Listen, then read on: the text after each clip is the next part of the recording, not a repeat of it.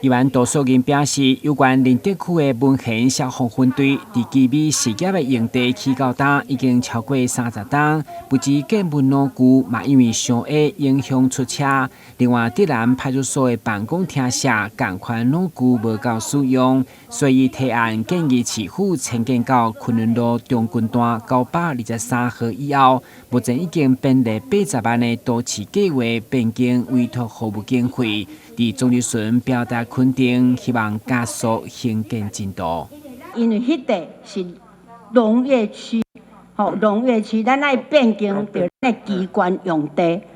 机关用地。所以讲，真感谢市长，也感谢你，你答应了，消防局就马上处理了，然后就是德南所甲消防局做伙来起伫即块场地的迄个顶管，来回到。迄个路顶下遮，即地起起来，遮25米咯，咱要出车、要救护、要迄个救援，什么都非常的方便吼。伫遮嘛，感谢黄市长你的支持吼，